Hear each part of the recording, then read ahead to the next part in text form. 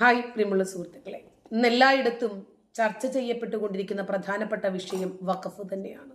അതെ, അതിനകത്ത് ചർച്ച ചെയ്യാൻ എമ്പാടുമുണ്ട് വസ്തുതകൾ.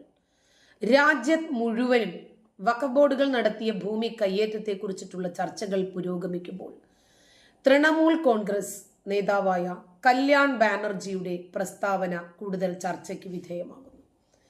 മുസ്ലിങ്ങൾ നമസ്കരിച്ചാൽ ആ ഭൂമി വഖഫ് സ്വത്തായി മാറും എന്നാണ് അദ്ദേഹം പ്രഖ്യാപിച്ചത്.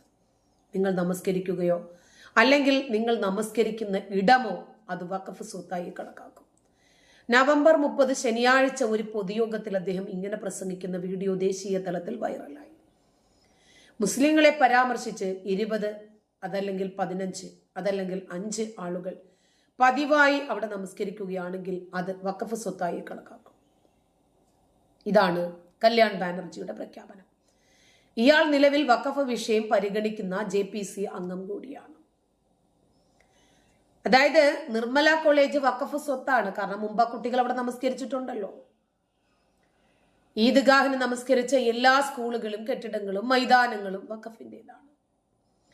സെറാംപൂർ ലോക്സഭാ മണ്ഡലത്തിൽ നിന്നുള്ള TMC MP ആണ് കല്യാൺ ബാനർജി. ഇതിനു മുമ്പും ഹിന്ദു വിശ്വാസങ്ങളെ അവഹേളിക്കുന്ന നിരവധി പ്രസ്താവനകൾ ഇയാൾ നടത്തിയിട്ടുണ്ട്. 2021 സീതാദേവിക്കും രാമഭക്തർക്കുമെതിരെ അപകീർത്തികരമായ പരാമർശങ്ങൾ നടത്തിയത് വലിയ വിവാദത്തിന് തിരികൊളുത്തിയിരുന്നു. എന്നാൽ BJP IT സെൽ മേധാവി അമിത് മാളവ്യ കല്യാൺ ബാനർജിയുടെ പ്രസ്താവനയ്ക്കെതിരെ ശക്തമായ എതിർപ്പും നിലപാടുമായി രംഗത്ത് വന്നു. വഖഫ് സ്റ്റാൻഡിംഗ് കമ്മിറ്റി അംഗം കൂടിയായ TMC MP കല്യാൺ ബാനർജിയാണ് ഈ പരാമർശങ്ങൾ നടത്തിയിരിക്കുന്നത്.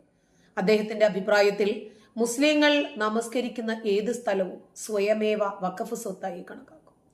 എയർപോർട്ടുകൾ, റോഡുകൾ, റെയിൽവേ ട്രാക്കുകൾ, പാർക്കുകൾ, മറ്റ് പ്രദേശങ്ങൾ തുടങ്ങിയ പൊതു ഇടങ്ങൾ ഒന്നല്ലെങ്കിൽ മറ്റൊരു കാരണത്താൽ നമസ്കരിക്കുന്നതിന് വേണ്ടി ഉപയോഗിക്കുന്നവ വഖഫ് ഭൂമിയായി കണക്കാക്കപ്പെടാം എന്നാണ് ഇത് സൂചിപ്പിക്കുന്നത്. കൊൽക്കത്തയിലെ പ്രധാന പ്രദേശങ്ങൾ ഉൾപ്പെടെയുള്ള ഭൂമിയുടെ വലിയ ഭാഗങ്ങൾ മുസ്ലിം സമുദായത്തിന് കൈമാറുമെന്നാണ് ഇത് സൂചിപ്പിക്കുന്നത്. യൂറോപ്യൻ രാജ്യങ്ങളിലൊക്കെ ചേക്കേറി അവിടെയൊക്കെ പൊതുനിരത്തിൽ, റോഡുകളില്, പാർക്കുകളില്, ആശുപത്രികളില്, എയർപോർട്ടുകളിലൊക്കെ നിന്ന് നമസ്കരിക്കുന്ന ദൃശ്യങ്ങൾ നമ്മൾ എമ്പാടും കണ്ടിട്ടുണ്ട്. റോഡുകൾ ബ്ലോക്കായി വലിയ രൂപത്തിൽ വിവാദം സൃഷ്ടിച്ചതും നമ്മൾ കണ്ടതാണ്. അങ്ങനെ സ്വീഡൻ ഉൾപ്പെടെ ധാരാളം യൂറോപ്യൻ രാജ്യങ്ങളിൽ തന്നെ ഇവരുണ്ടാക്കിയ പ്രശ്നങ്ങളും കാരണം ഇവരെയൊക്കെ ചെവിക്ക് പിടിച്ച് പുറത്താക്കുന്ന രീതിയും ഉണ്ടായി. അങ്ങനെ വന്നാൽ യൂറോപ്യൻ രാജ്യങ്ങളുടെ പകുതിയും വഖഫ് സ്വത്തായി പരിഗണിക്കപ്പെടും. തെരഞ്ഞെടുപ്പ് നേട്ടങ്ങൾക്ക് വേണ്ടിയിട്ടാണ് ഇത്തരം വീക്ഷണങ്ങൾ പ്രോത്സാഹിപ്പിക്കപ്പെടുന്നതെങ്കിൽ ബംഗാളി ഹിന്ദു സമൂഹത്തിന് കാര്യമായ വെല്ലുവിളികൾ നേരിടേണ്ടി വരും. അവരുടെ ജന്മനാടായ പശ്ചിമ ബംഗാളിൽ നിന്ന് കുടിയിറക്കപ്പെടാനുള്ള സാധ്യത പോലും ഉണ്ടാകാം. മമതാ ബാനർജിയും തൃണമൂൽ കോൺഗ്രസും പാകിസ്ഥാനിലെയും ബംഗ്ലാദേശിലെയും പോലെ ബംഗാളിലും ഹിന്ദുക്കളുടെ സമ്പൂർണമായ ഉന്മൂലനം നടപ്പിലാക്കും. അമിത് ബാനർജി എക്സിലെ പോസ്റ്റിലൂടെ വ്യക്തമാക്കി. ഒരർത്ഥത്തിൽ നോക്കിയാൽ എതിർകക്ഷി പറഞ്ഞതിനോട് നമുക്ക് യോജിക്കാം. ബംഗ്ലാദേശിലെ ന്യൂനപക്ഷ പീഡനത്തിലും അതുപോലെ അക്രമ സംഭവങ്ങളിലുമൊക്കെ പ്രതികരിച്ചു എന്ന് മാത്രം വരുത്തി തീർത്തിയ പശ്ചിമ ബംഗാൾ മുഖ്യമന്ത്രി മമതാ ബാനർജി നടത്തിയ ഉരുണ്ടുകളി ദേശീയ തലത്തിൽ വിമർശനം നേരിടുന്നുണ്ട്. അതെ, ഇവരുടെയൊക്കെ ലക്ഷ്യം ഹിന്ദു വംശഹത്യയാണ്. ഹിന്ദുക്കളെ ഉന്മൂലനം ചെയ്യുക എന്ന ലക്ഷ്യത്തിനു വേണ്ടിയാണ് ഇവരിപ്പോൾ വഖഫ് ഭേദഗതി ബില്ലിനെ എതിർക്കുന്നതും വഖഫിനെ പിന്തുണയ്ക്കുന്നത് വരെ.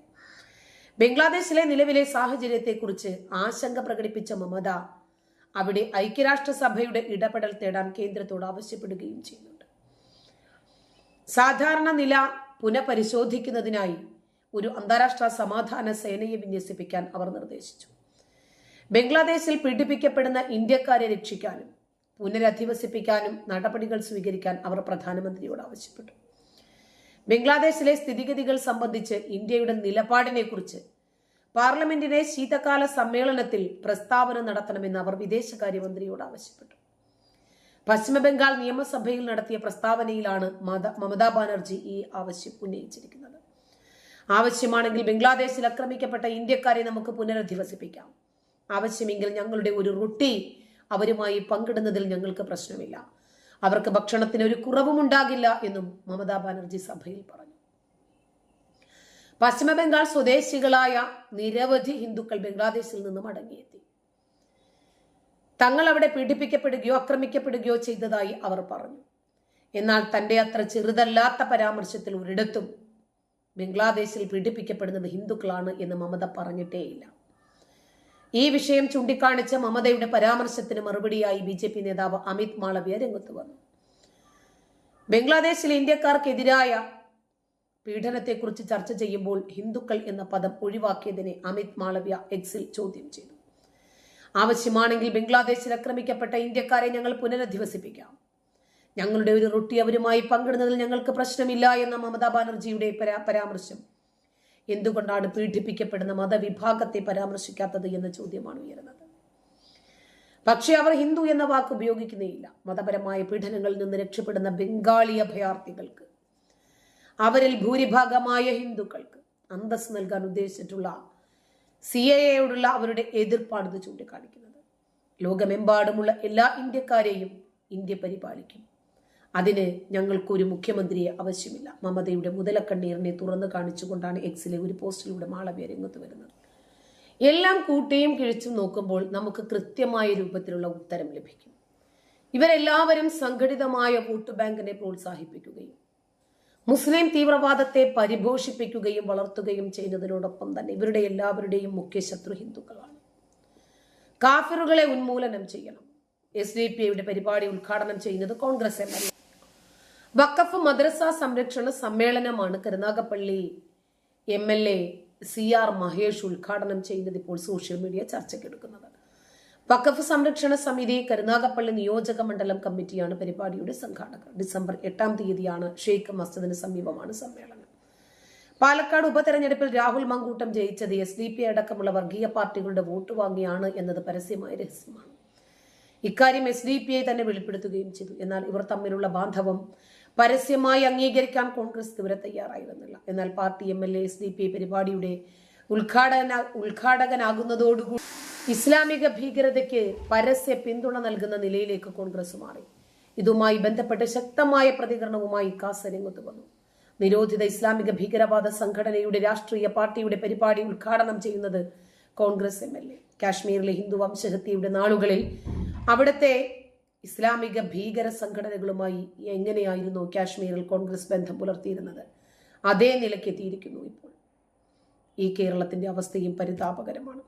പരസ്യമായ ഭീകരവാദ സംഘടനകളുമായിട്ടുള്ള കോൺഗ്രസിന്റെ ബന്ധങ്ങൾ മതേതരത്വത്തിന് ആരാണ് ഭീഷണിയെന്ന് ഇനിയെങ്കിലും ജനങ്ങൾക്ക് തിരിച്ചറിയാൻ സഹായകമാകുമെന്ന് കാസ പറഞ്ഞത് വളരെ യാഥാർത്ഥ്യം.